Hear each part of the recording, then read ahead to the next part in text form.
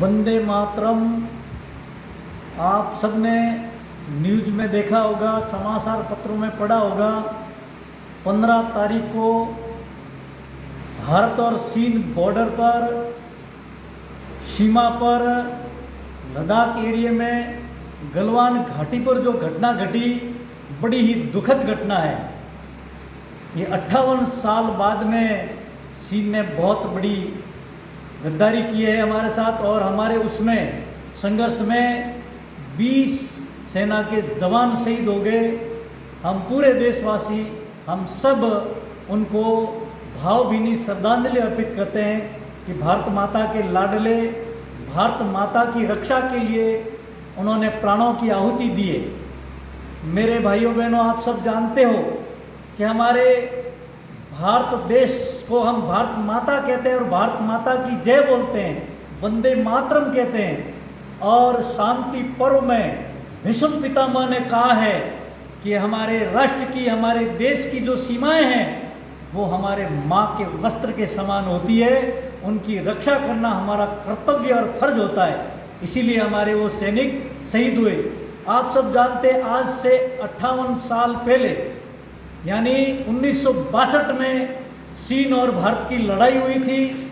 उस लड़ाई में हमने 43,000 वर्ग किलोमीटर भारत की ज़मीन इस चाइना ने दबाई थी, चीन ने दबाई थी। उसमें हमारा आराध्य देव शिव जी का कैलाश पर्वत, हमारा मानसरोवर, जगत गुरु शंकराचार्य जी ने, जो आदि गुरु जगत गुरु शंकराचार्य जी हुए, उन्होंने भारत देश के अंदर सत्य सनातन हिंदू धर्म की स्थापना आगे बढ़ती रहे ये नाव, इसलिए उन्होंने 4 मठों की स्थापना की थी, 7 अखाड़ों की स्थापना की थी, 52 मडियों की स्थापना की थी।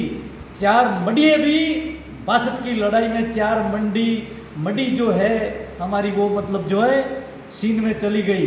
तो ऐसे इसने मतलब हमारी 43,000 वर्ग किलोमीटर ज़मीन दबाई। लेकिन हम भगवान से प्रार्थना करते हैं कि भारत देश वापस मतलब उस ज़मीन को लेगा, हमें मानसरोवर और हमें कैलाश पर्वत और वो 4 मडिये वापस प्राप्त होगी। ऐसे हम शंकर भोलेनाथ शिव जी से प्रार्थना करते हैं। हमारी भारतीय तीनों सेनाएं हैं, बड़ी सक्षम हैं, रणबांकुरे, और हमारे भारत की केंद्र सरकार एकदम तैयार है। उन्होंने कहा है कि उन शहीदों का जो बलिदान है वो व्यर्थ नहीं जाएगा। अब हमें क्या करना है?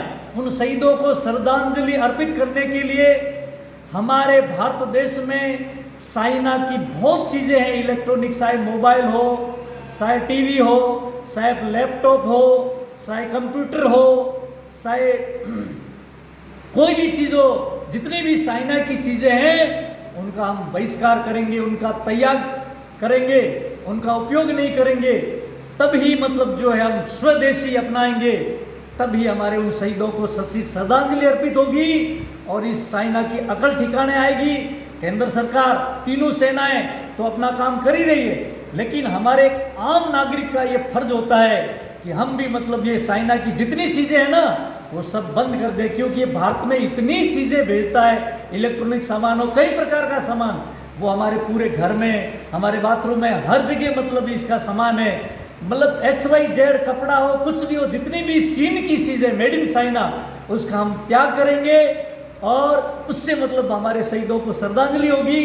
भारत का अरबों करोड़ों रुपए जो चाइना में, चीन में जा रहा है और वो हमारा दुश्मन है, बार बार गद्दारी करता है। और एक बात आपको और बता दूं, वुहान में इसकी बहुत बड़ी लेबोरेटरी है, उसी लेबोरेटरी में ये कोरोना वायरस इसने तैयार किया।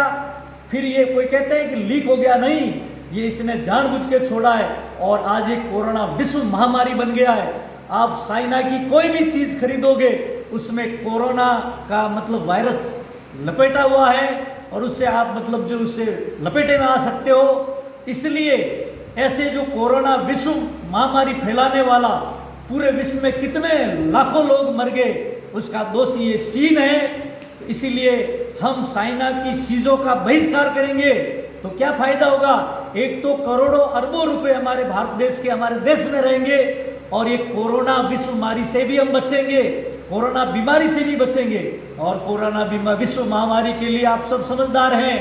आप मतलब मुंह पर मास्क बांधें, आप सोशल डिस्टेंस यानी दूरी बनाए रखें और नमस्ते, राम राम, प्रणाम मतलब जो है जो भी अभिवादन करें दूर से करें, हाथ जोड़ करके। ये हमारी भारत की परंपरा रही है।